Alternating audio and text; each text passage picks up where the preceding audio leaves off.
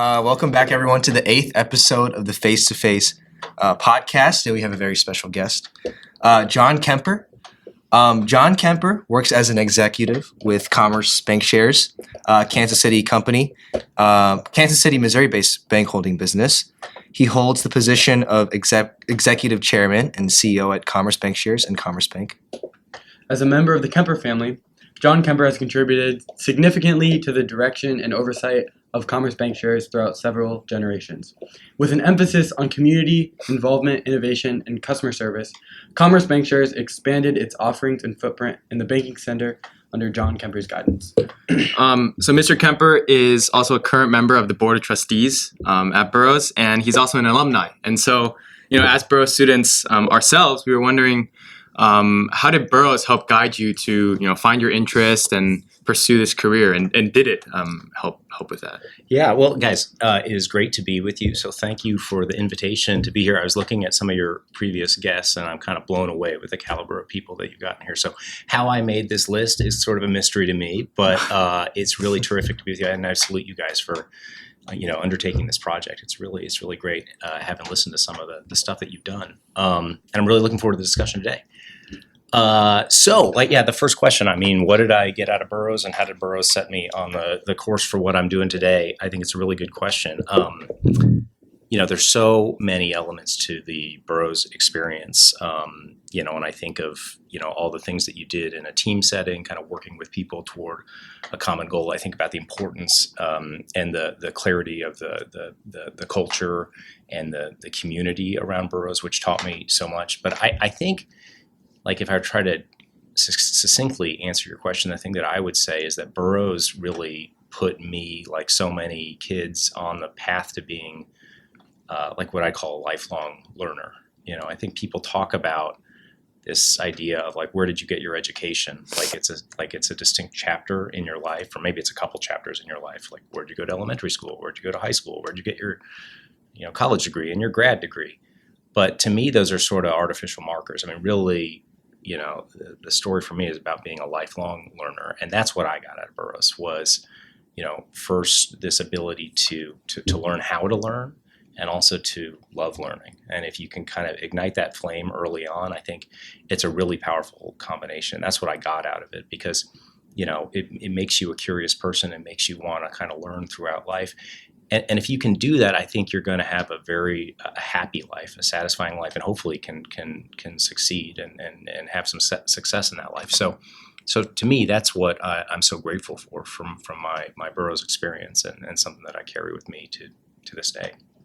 Yeah. I feel like living your life, trying to learn things and explore things and do new things every day and explore a new passion. Yeah, it's such a good and fulfilling way to live. Yeah, I totally agree. Yeah, and Burroughs really has a lot of opportunities where you can sort of go with these passions and harness the skills that you have. Yeah. So I think it's great. Yeah, I feel like I'm interested. So at Burroughs, were there any classes, or especially I feel like clubs that you participate in that helped you?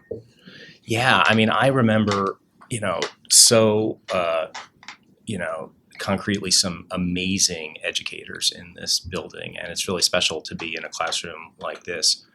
This is Dr. Smith's classroom, right? Yeah. So I think I graduated right before he showed up, but of course he's a legendary teacher. And going back to the time when I was here, Mark Nicholas, who I think you guys probably know, he's still around. I have him as a teacher this year. Yeah. One of my incredible teachers. I see the bookcase here made by Dan Barton and company. Some of these faces that have been around, they're familiar to you, and some really special names to me.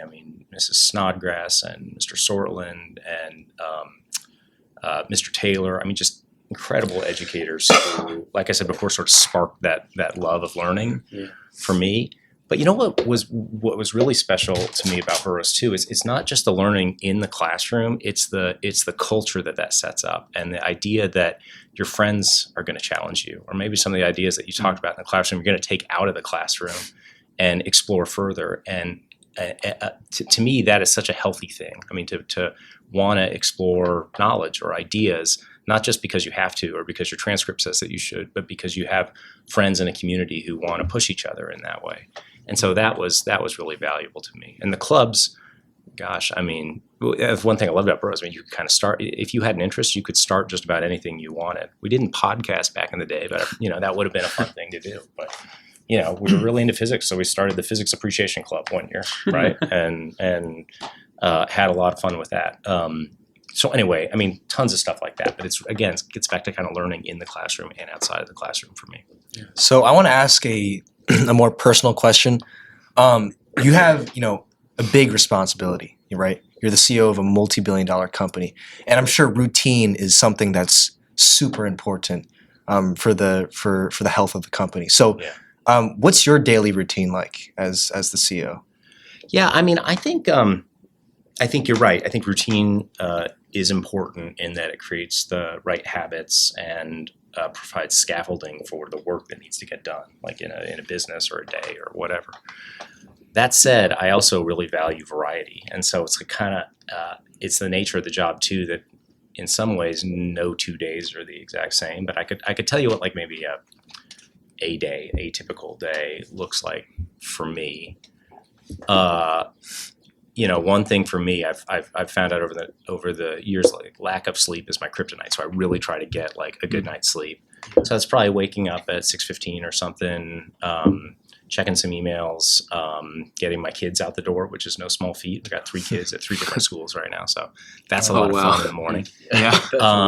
And then probably go in. I'd say multiple days a week, I'll probably have a breakfast with a customer, something like that, and get to visit with them, make sure we're doing a good job for the customer, and hear a little bit about how their business is going. Depending on the day, probably have a huddle meeting with our management team, which is something we started in recent years. It was a bit of a COVID thing. So really it's just like a 30 minutes kind of read out around the room what everybody's up to, any priorities that we should know about just to make sure we're on the same page. Very quick meeting.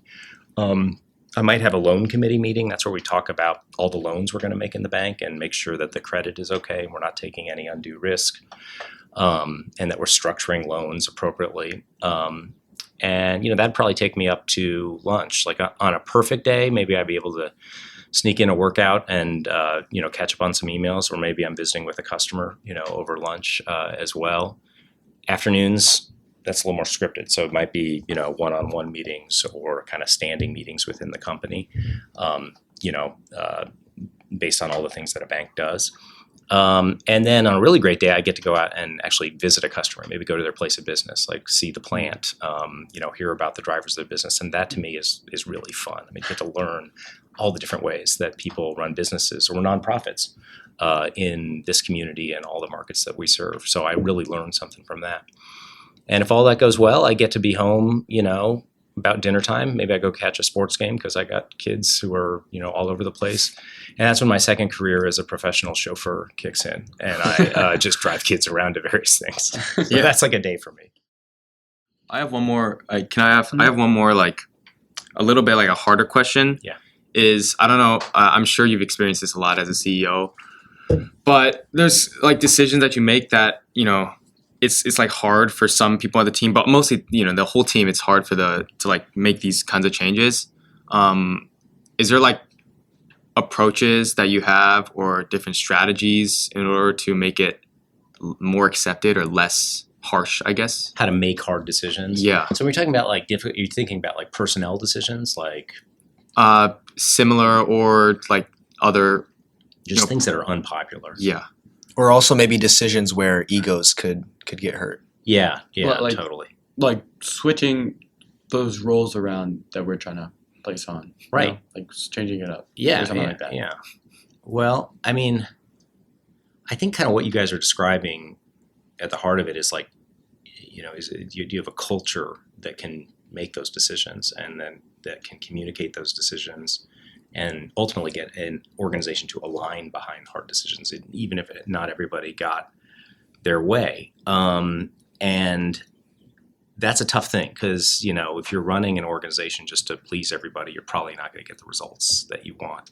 You're either going to be kind of paralyzed because you can't make decisions, or you're going to make the wrong decisions because you're prioritizing the wrong thing, which is just, how are people going to feel on the team versus what results are you really going to get. Mm-hmm. So I think it's important to have the right kind of culture that as the North Star is focused on, like, what do we actually want to get out of this? We want to get results. That's why we're on this team, right? people sometimes talk about businesses as being a family, and I kind of resist that a little bit. I think of businesses as being a team because people have different roles on that team, and you got to be honest about whether or not people belong on that team, or if they're in the right position, or maybe they should be somewhere else.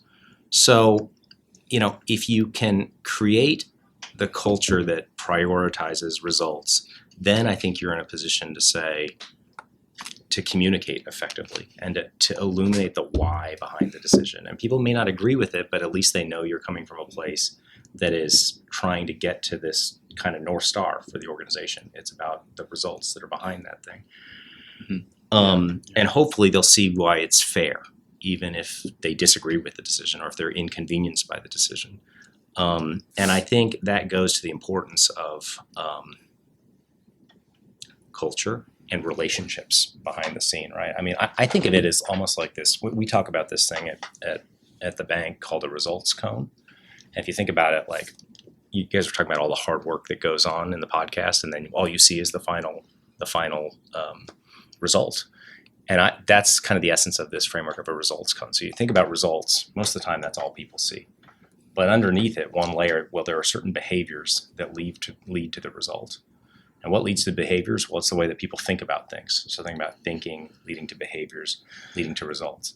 If you can really shine a light on the thinking part and communicate to people, well, here's why I'm behaving the way that I am. This is the goal that I'm trying to get to. If people can understand that, they're going to be much more likely to understand and accept your behaviors, and they're going to understand why it's leading to the results that you're getting. So the more you can have personal relationships and understand the way that people think, I think the more high performing your team is going to be, and ultimately the better results you're going to get. Yeah, that makes sense. Yeah, that's so sorry, that was a long-winded way of saying, but I think it comes was... down to the culture of the organization and the relationships that you have with people so that you can trust they're making decisions because they're trying to do the right thing for the organization, not because they're trying to get you or because they have an agenda. Mm-hmm. Right. Yeah. The other thing I just say about this, because this is an important thing. Like you talk, I think part of the way that you asked the question, Jerry, was to say like, you have a caring culture, you're kind, and I take that to mean like, well, what if you have to make a hard decision about somebody who's in the wrong role, like they don't belong maybe on the team, or they're playing the wrong position on the team.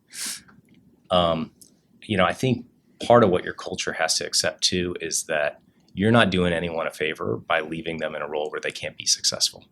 You either got to give them the coaching and the tools to be successful, or you got to find them a new home, kind of in the organization or somewhere else.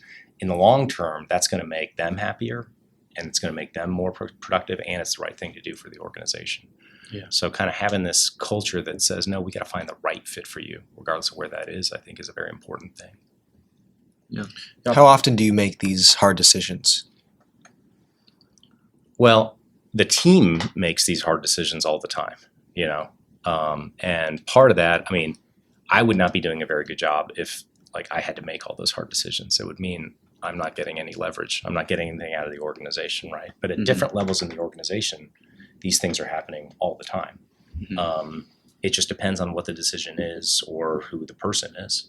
I do feel like sometimes, I mean, and maybe this is just me, feeling sorry for myself, but the really hard decisions tend to flow up the org chart because no one else is willing to put their stamp on it.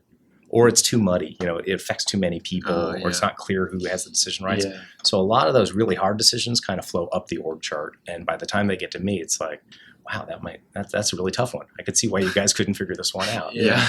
And then you've got to gather perspective, and ultimately make the best decision that you can.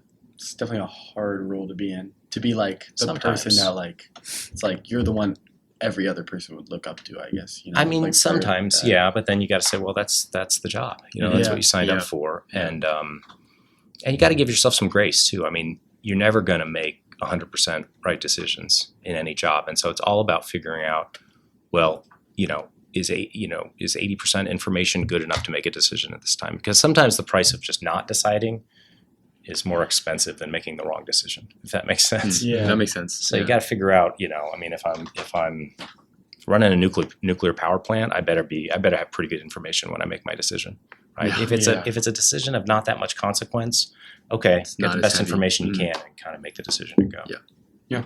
Well, that's especially a lot if you can correct it. Yeah. It's a lot to. It's a lot to think about, especially for us who don't have that much experience. Yeah, it's And those kinds of- great advice for us to implement into our. Well, you guys are Yeah. making decisions all the time. I mean, you're not running big organizations, but you are running a venerable podcast. And like, just think about like the executive function in your day to day, world. I mean, like you're making trade off decisions on time all the time. I mean, you're really busy. So how do you want to fill your day? I'm sure you get 100% on every single test and homework assignment that you do, but I bet intrinsically you guys are making trade-offs all the time to say, is my effort better dedicated here or here on this given day? What's going to get the best effect?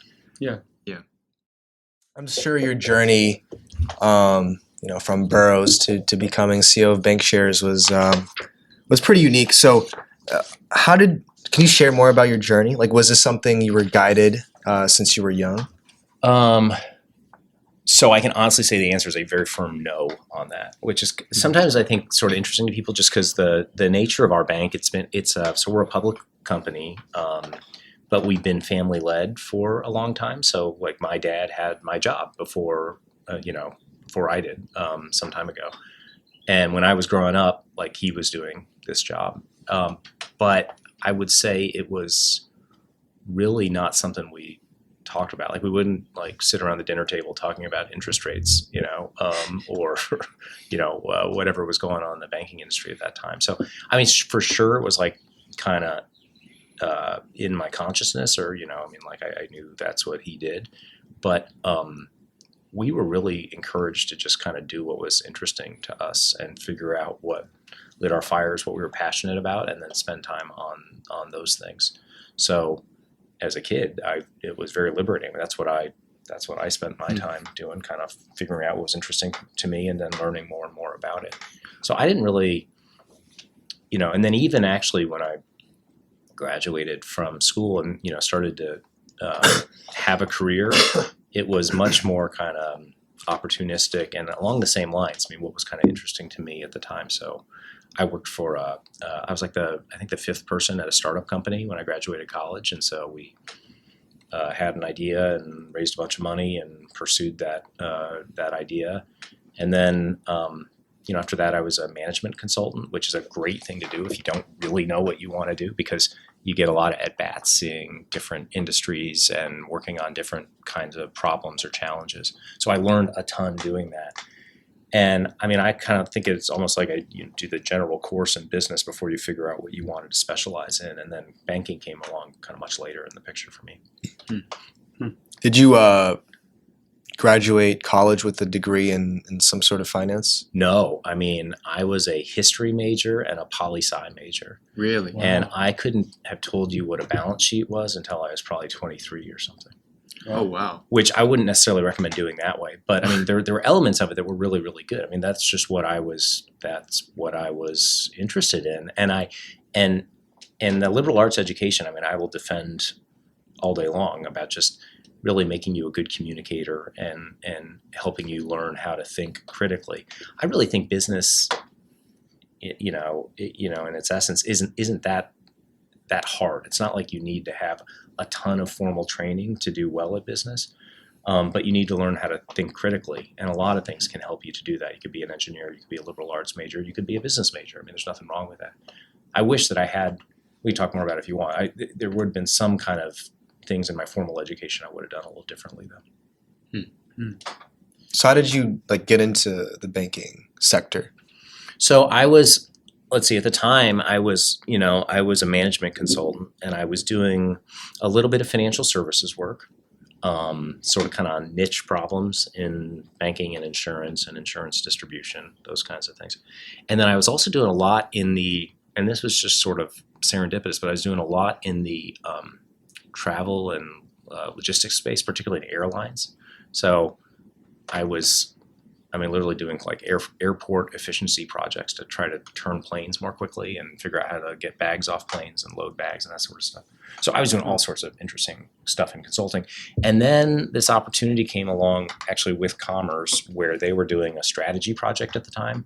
And I thought, okay, well, maybe actually that's something I could help out with and kind of get a feel for the organization. It fit with what I had been doing in consulting, and so that's how I got engaged. I was trying to figure out a growth strategy for the company in like 2007, and then there was the mortgage meltdown and the kind of great financial crisis in 2008, 2009. So stuff changed pretty quickly in the banking industry, but that's how I got involved.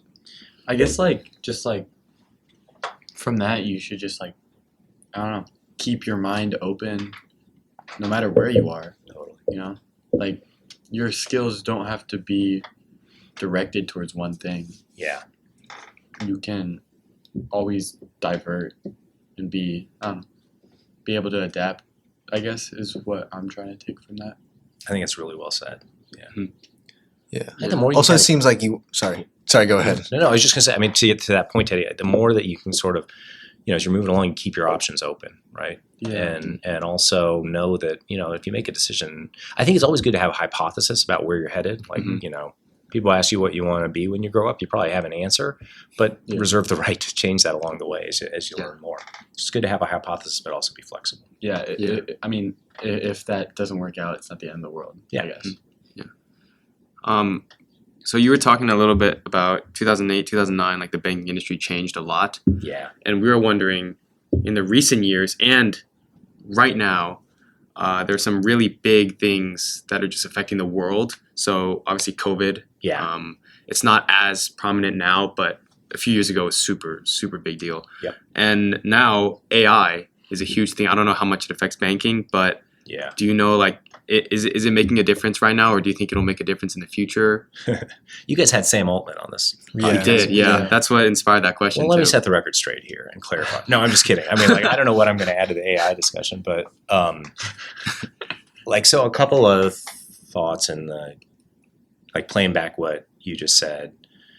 Yeah, the last few years have been really interesting for the economy in general, and banks. The way it's affected banks has been kind of interesting to watch and a little bit unsettling sometimes. Like, I don't know if you guys were paying attention last year, but a number of banks actually failed. Yeah. That doesn't happen very often. It kind of happens episodically. And there were a few bank failures that were actually enormous banks. Like, they're among the biggest bank failures in American history.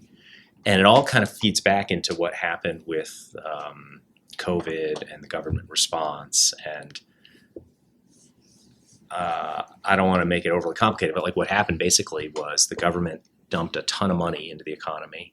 Is that like the stimulus checks? Yeah, so and, stimulus, for and then the Federal Reserve tried to do everything that they could to make it sure that anyone who wanted to borrow money could borrow money. So they not only gave out money, they made interest rates really, really cheap. And they're trying to stimulate the economy and make sure that we didn't fall into a recession, because it was a very scary time with COVID. And we thought, well, maybe we're going to have another Great Depression or something like that.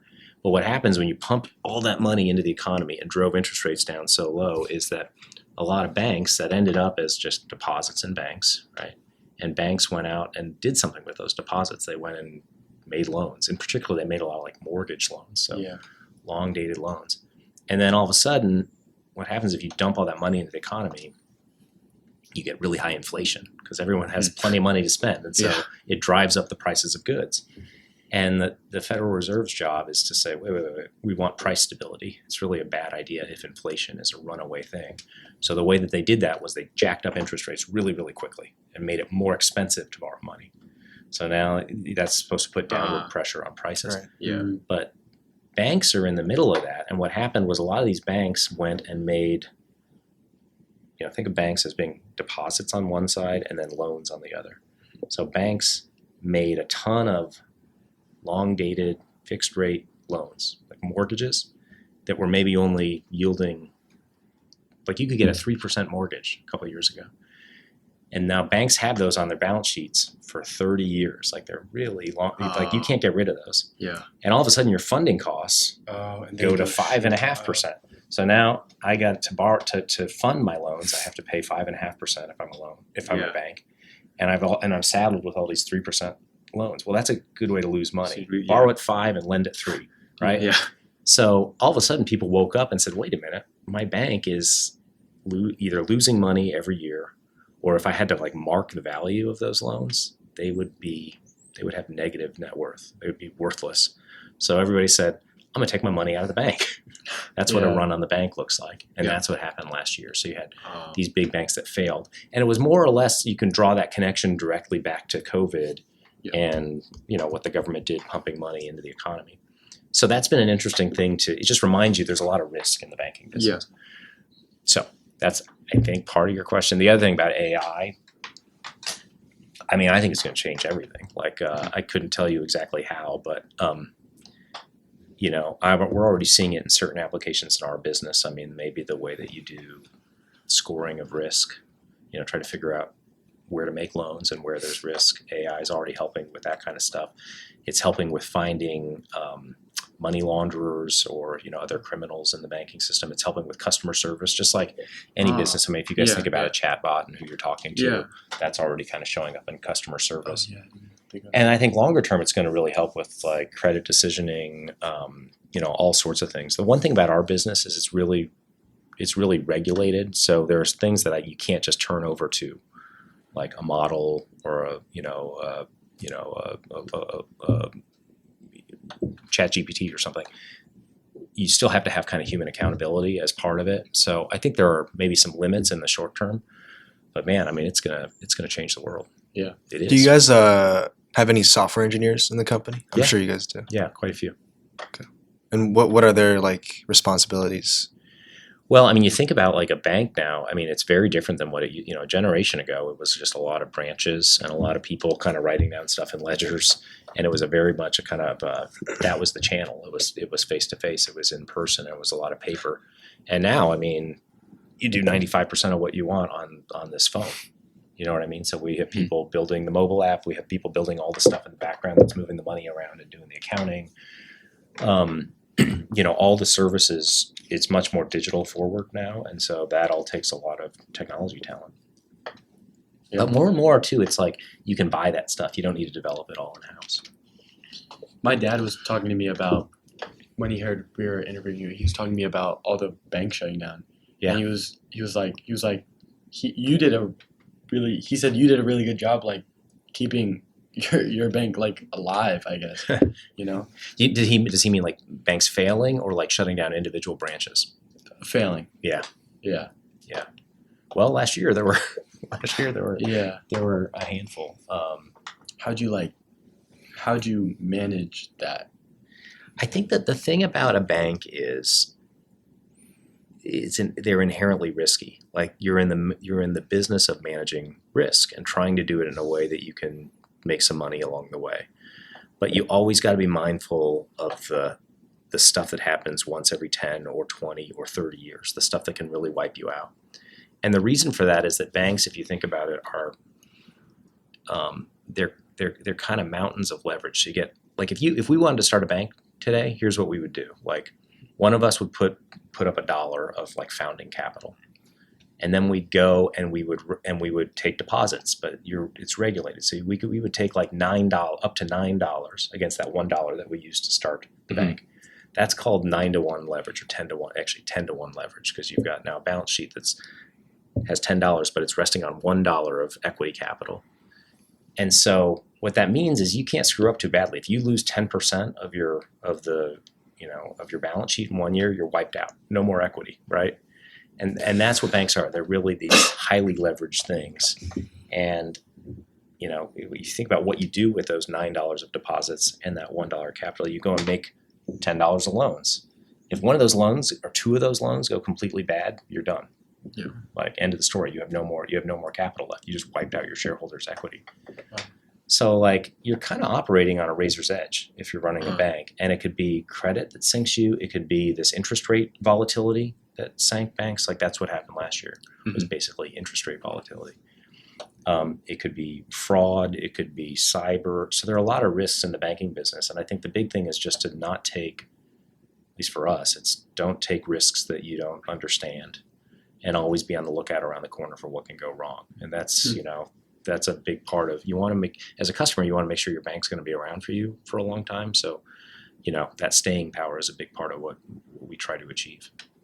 So I'm just wondering, obviously you have a lot of experience in investments and finance just in general. So like as teenagers, what's something we can do right now to sort of set us up for the future and for financial freedom? Or like just building wealth. Yeah, in just general. building wealth and Yeah. investing and that sort of stuff. Well, so I'm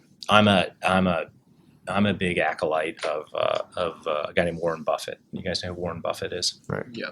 So he's the Oracle of Diversify. Omaha, right? And he's arguably like maybe the greatest capitalist of kind of modern financial history. And what he's not like a renowned operator. It's not like he ran a great business producing widgets or whatever. What he is he's an allocator of capital. So he figures out kind of what can use capital to the most productive end. And then he's allocated capital over the years and done very well at that.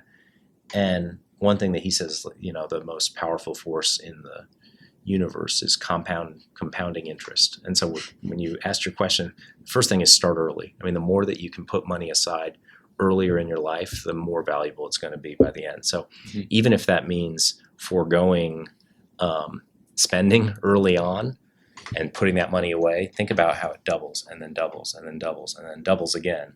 It's like how many times can it do that before you're ready to retire? So the earlier you start, the better, I think, is the first thing. Get that compounding started.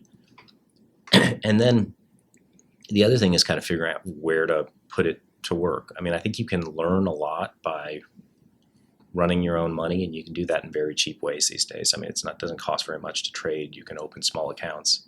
I wouldn't recommend stuff like Robinhood, which is, you guys know what that is? Yeah. No. It's I'm using that right now. I lost like $400 so far. Bro, I think made like Robinhood, $400. it's more of a casino or something. It's they make it, they gamify the whole thing. Yeah.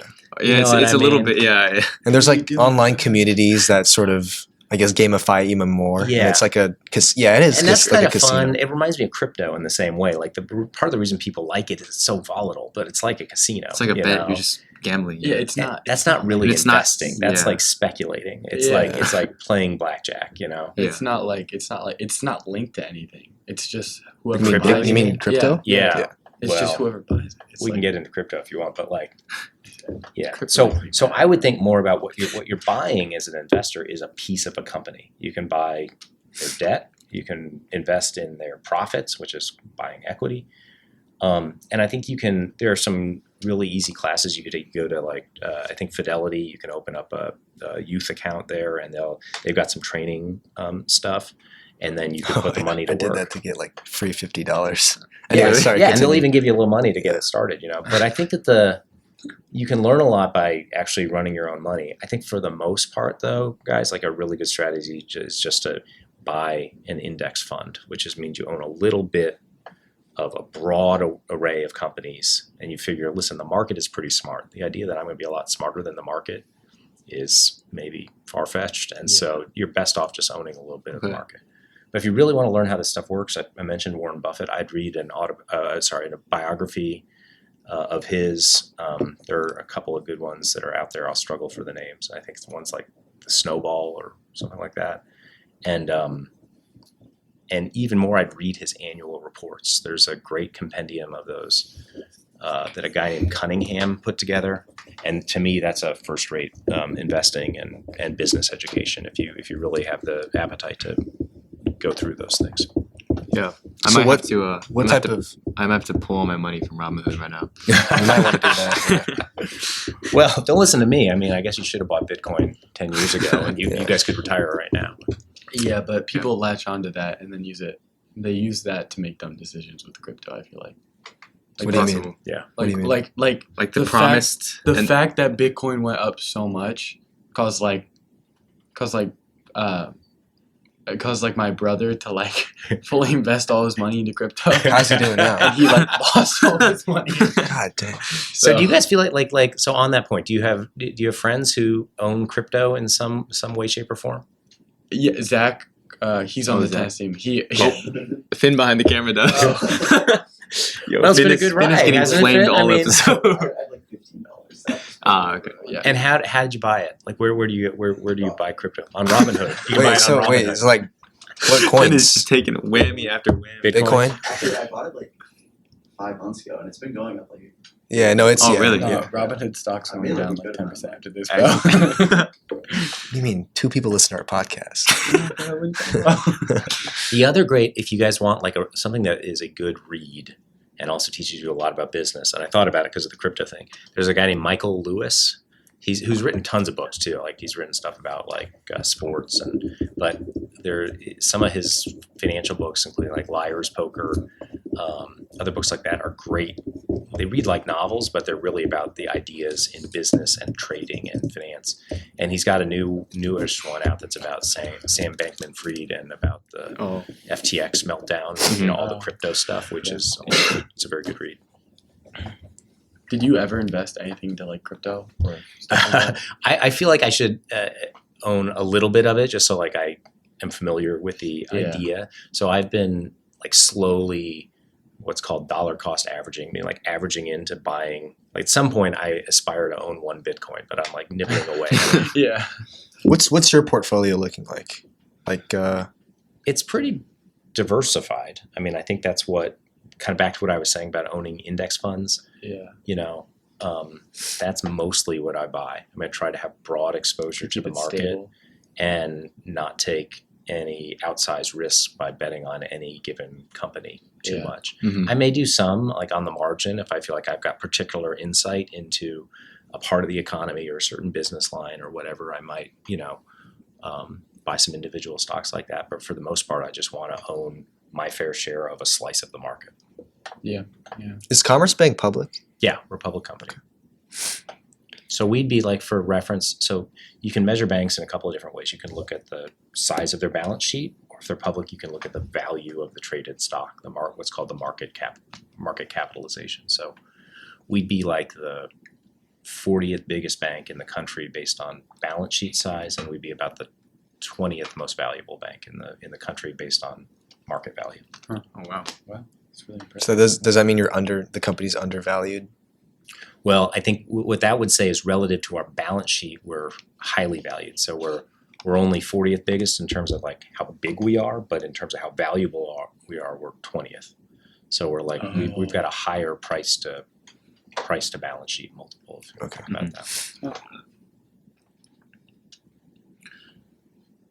Like as in a CEO position, this really different topic, but what do you, when you are hiring or when people below you are hiring, what's something you really look for in employees, or like a feature or even something that you see and you're like, I don't want that quality? Can I tag on to that question? I'm also wondering because we're not familiar with like a formal workspace environment. You know, maybe like I don't know, restaurant waiters or something like that. Yeah. But nothing that's like I guess not more formal, but you know what I mean. Uh-huh. And I was wondering, like, are there small things that employees do for their bosses or for the CEO that makes them more appealing? Like stand out. Yeah, like really small, just like the small details that they can do. You know, obviously a better Yeah. employee is going to be a better employee. But if they're Yeah. the same and then one does some like small things. Yeah. I mean, I think there are a million of those things that sort of like, you're constantly kind of, it's like being a teammate with somebody and like admiring the different things that they do well. It could come in a bunch of different, forms or, permutations. Let's talk about kind of hiring somebody, and then let's talk about kind of how they distinguish themselves. So what I look for if I'm interviewing somebody is, first of all, just a sense of curiosity. Like, does this person, I don't expect people to know everything in an interview. They're interviewing for a role that maybe they haven't had before. But what you want is somebody who can ask the right questions and is curious, has demonstrated curiosity about the things that they've done along the way. You want to see a track record of problem solving. I mean, the ability to kind of disaggregate problems and figure out what a solution is and deal with ambiguity well. I think you want to find somebody with a track record of accomplishment and leadership. And I want to underscore that part about leadership. A lot of people are like, you've got a resume of like all the great classes that you've taken and the accolades that you have, but like I'm always trying to figure out, okay, but what do you uniquely contribute to that situation? Like not just that you were part of the team, like what was your role that you actually demonstrated leadership in that. And then the last thing is just an ability to get people to do things. I mean, to build consensus and bring people along with you. I found more and more it's not enough to just have like the answer to something. You have to animate people to action. You have to bring the team along with you. So like people talk about IQ and EQ, intellectual quotient, but also an emotional quotient. Because that to me, that's kind of the essence of leadership. So like the kind of person I don't want to see, Teddy, would be like a brilliant jerk. Yeah, You know, that's like- what my dad talks about a lot. Yeah. Because he runs a company as well. Yeah. And when he's hiring, because I've asked him, I've discussed this with him. He says like he's declined a lot of people who are a lot smarter than he is. Yeah. Who can't work with other people effectively. Yeah. And that kind of thing is toxic in a culture, Yeah. So as good as they may be, you say, am I going to pay a price over the long term by having somebody who's just not culturally aligned and is somehow going to rub people the wrong way. And then as far as like people who stick out, it's the people who do the little things. I mean, who get the job done and then raise their hand and say, is there somewhere else that like I'm interested in learning more? Is there something else that I can be doing on top of kind of what's on my job description? It's people who are kind of self-motivated to get work done and don't take a ton of oversight. I mean, they can structure their own day, use their time wisely, not rely on, the best thing as a boss is to not have to give step-by-step direction to somebody. Give them context and not a set of directions. But here's what we're trying to accomplish. Now go figure out how to solve it. And if you as an employee can take a minimum amount of guidance and still drive it, a minimum amount of guidance, but clarity on what you're trying to accomplish and then drive the results, that's golden. Yeah, my mom always tells me like you have to be like proactive. Yeah. And, like you have to figure stuff out yourself. Right. Instead of just doing what you're told. Yeah. Because that's your job, but like it's not enough if you want to stand out. Yeah. So, yeah. If you guys think about what happens at Burroughs, isn't that the way your education works here? I mean, it starts with here are good study habits. Here's how you take notes. Here's how, it starts with like a lot of scaffolding around it. But as you progress in your academic career, it's more about, okay, here's what we're trying to learn. Show up for the test, but use your strategies and figure out which strategies make sense to be ready for that. Yeah, at our point in our bros career, it's like our teachers aren't telling us what we need to do for homework each night. Yeah. And like it's just know this by this date. Right. Have it done here. Yeah. The test is when. So this is going to be our last question, and Okay. it's going to be targeted towards students who want to go into investments, finance, etc. Yeah. So what advice would you give to these people that are interested and want to get into finance in the future?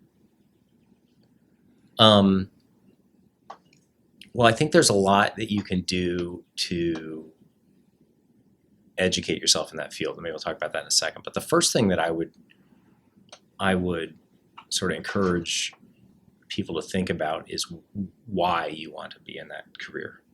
Why you want to be in. First of all, financial services is incredibly broad. Like it's a huge swath of the economy. So there are about 1 million different jobs that you could do within that. Like if your motivation is just, I think I could make a good living and make a lot of money in it. Okay, that's fine. But what would really excite you about financial services? And that'll help you drill down to narrow the field a little bit. Do you want to work on Wall Street? Do you want to work for a community bank? Do you want to work at an auditing firm? Do you want to work for a hedge fund? Do you want to be a private investor in private equity? I mean, there are a lot of different paths that you could sort of figure out. And to me, I mean, just for what it's worth, like what I like about it is I get to see a ton of companies and a ton of nonprofits and figure out, it's almost, I think about it like as a clock or something, and you've got all these different gears that relate to each other somehow. Because if I'm a business, well, I've got people who are vendors who are supplying me things, and then I sell to somebody else. So I'm in relation with those two things. I'm getting talent from the local university. By the way, I've got kids at these at at Burroughs or these other schools. So I love exploring kind of how making those connections and understanding how all those gears come together in the clockwork of like a community, right?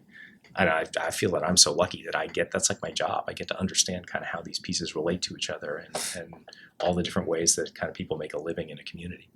So the first thing I do is kind of encourage you to explore the why. Like, why are you interested in that field? And that'll help you get a little more specific.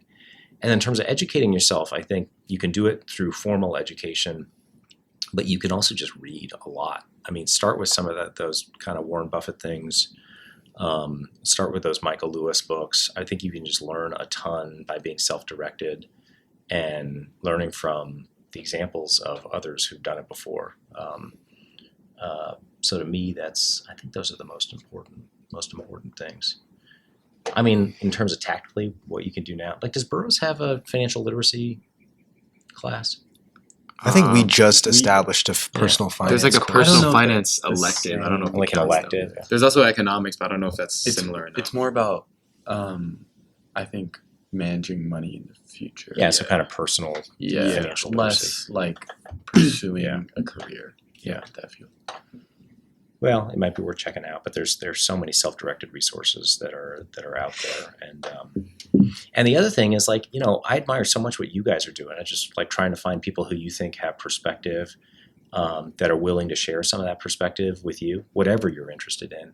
One of the neat things about a place like Burroughs is, like, it's such a tight community, and there are people who are truly expert in whatever you're interested in, who are not more than a phone call or two away, and so, to the extent, you're willing to kind of ask the right questions and talk to the people in the alumni office and say, hey, I just have an interest in this. Is there somebody you think would talk to me? I almost guarantee that if you send them a note and say, hi, I'm a Burroughs student right now, I'm interested in what you do, like, they will absolutely, I would say with high confidence, would like take a meeting with you and share their perspective. It's such a blessing in this community to be able to draw on resources like that. Yeah. All right. Yeah, I guess that concludes our 8th episode. Our discussion. Yeah, it was a really good discussion. We learned a lot.